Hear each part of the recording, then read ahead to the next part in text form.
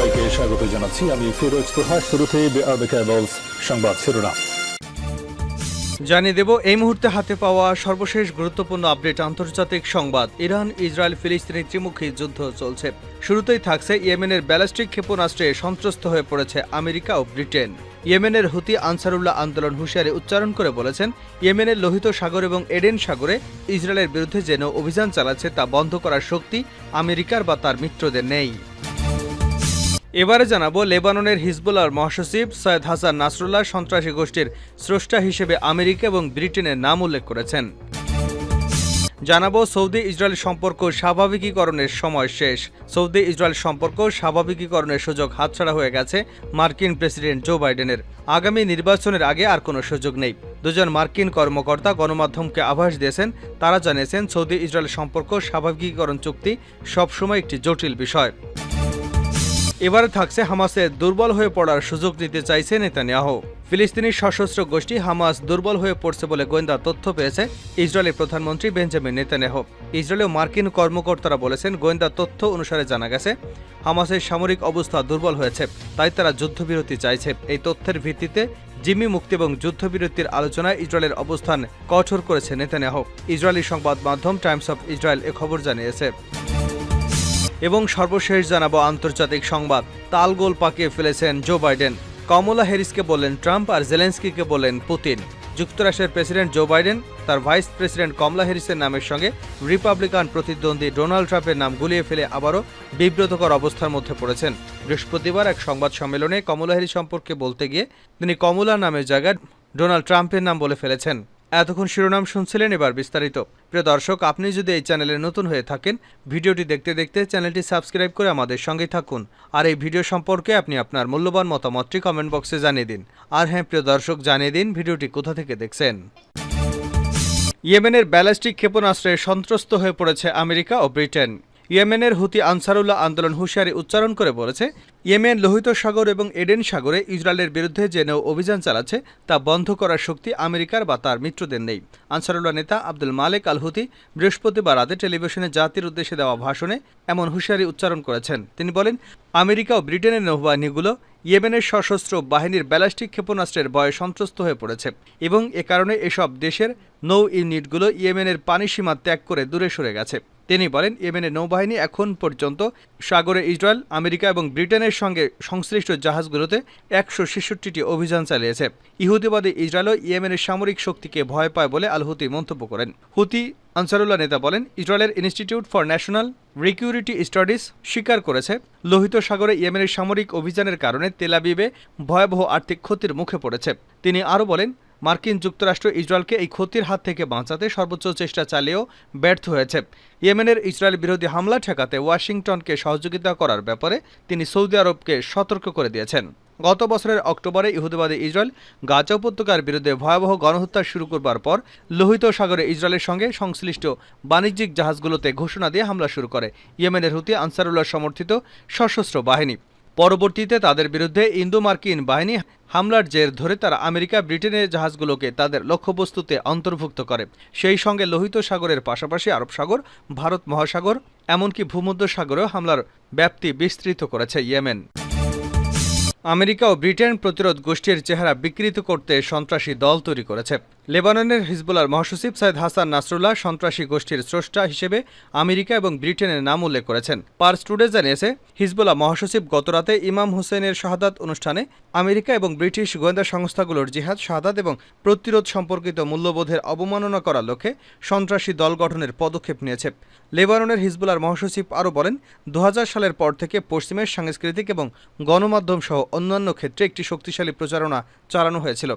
জিহাদ শব্দটিকে নেতিবাচক শব্দে পরিণত করার লক্ষ্যে তারা ওই প্রচারণা চালায়। আমেরিকা এবং ব্রিটেনের আইএসআই সহ সন্ত্রাসী গোষ্ঠীগুলোর প্রধান স্রষ্টা এবং পৃষ্ঠপোষক। দায়েশের কিছু সদস্য এখনও সিরিয়ায় আমেরিকায় নিয়ন্ত্রণাধীন শিবিরগুলোতে রয়েছে। সিরিয়ার আল হোসাকা প্রদেশের আল হোল ক্যাম্প এই ক্যাম্পগুলোর একটি। এটি আইএসআইএস সন্ত্রাসীদের প্রধান আটক কেন্দ্র। স্থানীয় সূত্র থেকে পাওয়া অসংখ্য প্রতিবেদনে বলা হয়েছে, মার্কিন সেনাবাহিনী আইএসআইএস সন্ত্রাসীদের কারাগার থেকে সামরিক ঘাঁটিতে স্থানান্তর করেছে। নিরাপত্তা সূত্র বারবার বলেছে, তারা সিরিয়া সহ আঞ্চলিক দেশগুলোতে সন্ত্রাসী হামলা চালানোর জন্য মার্কিন যুক্তরাষ্ট্র আইএসআইএস সন্ত্রাসীদের প্রশিক্ষণ এবং অস্ত্রশস্ত্রে সজ্জিত করেছে। পশ্চিম এশিয়ার আমেরিকার সেনাবাহিনীর অব্যাহত উপস্থিতির জন্য তার একটি অজুহাত সৃষ্টির পেছনে রয়েছে। সৌদি ইসরায়েলের সম্পর্ক স্বাভাবিকীকরণের সময় শেষ। সৌদি ইসরায়েল সম্পর্কের স্বাভাবিকীকরণের সুযোগ হাতছাড়া হয়ে গেছে মার্কিন প্রেসিডেন্ট জো বাইডেনের। আগামী নির্বাচনের আগে আর কোনো সুযোগ নেই। দুই মার্কিন কর্মকর্তা গণমাধ্যমকে এমন আভাস দিয়েছেন। তারা জানিয়েছেন, সৌদি ইসরায়েল সম্পর্ক স্বাভাবিকীকরণ চুক্তি সবসময় একটি জটিল বিষয়। এ দাবির পেছনে যুক্তি দিয়ে কর্মকর্তারা বলেন, একদিকে সৌদি দাবি করছে যেন স্বাধীন ফিলিস্তিনি রাষ্ট্রের পথ খোলা থাকে, অপরদিকে ইসরায়েলের প্রধানমন্ত্রী বেঞ্জামিন নেতানিয়াহু এ ধরনের পরিকল্পনাকে প্রত্যাখ্যান করে আসছেন। ফলে দুদেশের মধ্যে মতানৈক্য দেখা দিয়েছে। তবে মার্কিন যুক্তরাষ্ট্র সৌদি আরবের সঙ্গে তার নিজস্ব প্রতিরক্ষা চুক্তির সমান্তরালে স্বাভাবিকীকরণের চুক্তিকে এগিয়ে নিতে চেয়েছে। তবে এর জন্য সিনেট অনুমোদনের প্রয়োজন হবে।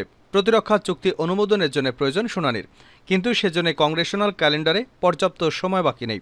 তাই সৌদি ইসরায়েল সম্পর্ক স্বাভাবিকীকরণের সুযোগ হাতছাড়া হয়ে গেছে বাইডেন প্রশাসনের। প্রকৃতপক্ষে নির্বাচনের আগ পর্যন্ত শেষবারের মতো ২৭শে সেপ্টেম্বর অবসর হওয়ার আগে মার্কিন সিনেটের অধিবেশন চলে এমন ৪ সপ্তাহের কম সময় আছে। এই সময়ের মধ্যে আগস্ট মাস অন্তর্ভুক্ত থাকে। তখন কংগ্রেস শুধু ২ দিনের জন্য খোলা থাকে। তাই স্বাভাবিকভাবেই বাইডেনের এই মেয়াদে সৌদি ইসরায়েল সম্পর্ক স্বাভাবিক করার আর সুযোগ নেই। হামাসের দুর্বল হয়ে পড়ার সুযোগ নিতে চাইছে নেতানিয়াহু।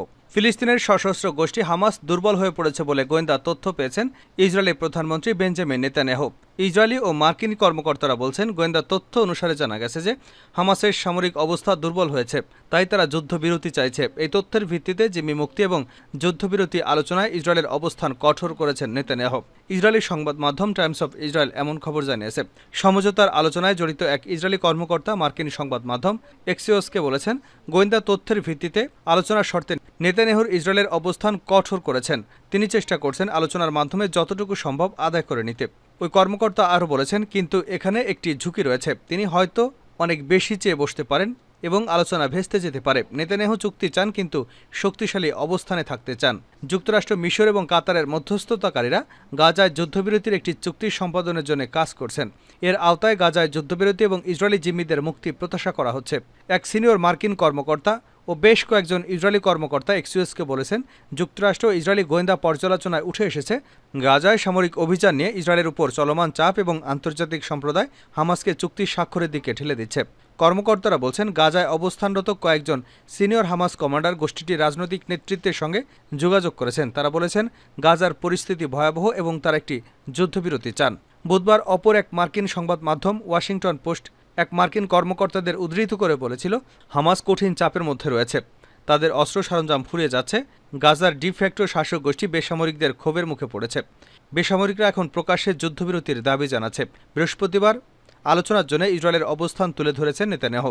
ইসরায়েল সরকারও জিম্মিদের মুক্তির জন্য চুক্তির চাপে রয়েছে। নেতানিয়াহুর চুক্তির জন্য 4টি শর্ত তুলে ধরেছে, যেগুলো নিয়ে কোনো দর কষাকষি করা যাবে না। আগে থেকে এই 4টি শর্ত থাকলেও এবার আরও 2টি শর্ত নিয়ে অবস্থান আরও কঠোর করেছেন তিনি। বৃহস্পতিবার তিনি বলেছেন, যে কোনো চুক্তিতে যুদ্ধের লক্ষ্য অর্জিত না হওয়া পর্যন্ত ইসরায়েলকে লড়াই পুনরায় শুরু করার সুযোগ দিতে হবে। চুক্তির মাধ্যমে মিশর থেকে গাজায় অস্ত্র পাচার ঠেকাতে হবে, যার অর্থ হবে গাজা মিশর সীমান্তে ফিলাডেলফি করিডোর নিয়ন্ত্রণ করবে ইসরায়েল। নেতানিয়াহু আরও বলেছেন, যে কোনো চুক্তিতে গাজার উত্তরাঞ্চলের সশস্ত্র সন্ত্রাসীদের ফেরত আসা ঠেকাতে হবে। এছাড়া চুক্তিতে প্রথম ধাপে সর্বোচ্চ সংখ্যক জীবিত জিম্মিকে মুক্তি দিতে হবে। কমলা হ্যারিসকে ট্রাম্প আর জেলেন্সকিকে পুতিন বললেন বাইডেন। যুক্তরাষ্ট্রের প্রেসিডেন্ট জো বাইডেন তার ভাইস প্রেসিডেন্ট কমলা হ্যারিসের নামের সঙ্গে রিপাবলিকান প্রতিদ্বন্দ্বী ডোনাল্ড ট্রাম্পের নাম গুলিয়ে ফেলে আবারও বিব্রতকর অবস্থার মধ্যে পড়েছেন। বৃহস্পতিবার এক সংবাদ সম্মেলনে কমলা হ্যারিস সম্পর্কে বলতে গিয়ে তিনি কমলার নামের জায়গায় ট্রাম্প বলে ফেলেন। স্থানীয় সময় বৃহস্পতিবার রাতে যুক্তরাষ্ট্রের ওয়াশিংটন ডিসিতে পশ্চিমা সামরিক জোট ন্যাটোর ৭৫তম সম্মেলন শেষে একক সংবাদ সম্মেলন করেন বাইডেন। 1 ঘণ্টার ওই সংবাদ সম্মেলনের শুরুর দিকে কমলা হ্যারিসের সঙ্গে ট্রাম্পের নাম গুলিয়ে ফেলেন। বিব্রতকর পরিস্থিতির মধ্যে পড়েন মার্কিন প্রেসিডেন্ট। সম্মেলনে রয়টার্সের পক্ষ থেকে বাইডেনের কাছে জানতে চাওয়া হয়েছিল কমলা হ্যারিসের উপর তার আস্থা আছে কিনা। এর জবাবে তিনি বলেন, দেখুন, প্রেসিডেন্ট হওয়ার যোগ্যতা না থাকলে তো আমি ট্রাম্পকে ভাইস প্রেসিডেন্ট হিসেবে বেছে নিতাম না। এর আগেও বাইডেন ভুল করেছেন। ন্যাটো সম্মেলন চলাকালে তিনি ইউক্রেনের প্রেসিডেন্ট ভলোদিমির জেলেন্সকির কথা বলতে গিয়ে মুখ ফুসকে প্রেসিডেন্ট পুতিন বলে ফেলেন। পরিস্থিতি সামলাতে জেলেন্সকি বলেন তিনি পুতিনের চেয়ে ভালো। সংবাদ সম্মেলনে বাইডেন ঘন ঘন আসছিলেন। সংবাদ সম্মেলনের শুরুর দিকে বিভিন্ন প্রশ্নের জবাব দেওয়ার সময় তিনি কথায় খেই হারিয়ে ফেলেছিলেন। শেষের দিকে তার কথাগুলো খুব একটা স্পষ্টভাবে বোঝা যাচ্ছিল না। তবে বাইডেন জোর দিয়ে বলেন, আসন্ন নির্বাচনে ডেমোক্রেটিক দলের হয়ে তিনিই প্রতিদ্বন্দ্বিতা করবেন। সংবাদ সম্মেলনে ইসরায়েল গাজা সংঘাত এবং রাশিয়া রাশিয়া চীনকে মোকাবেলায় পশ্চিমা দেশগুলো আরও বেশি সামরিক অস্ত্র তৈরির প্রয়োজনীয়তার উপর জোর দিয়েছেন বাইডেন।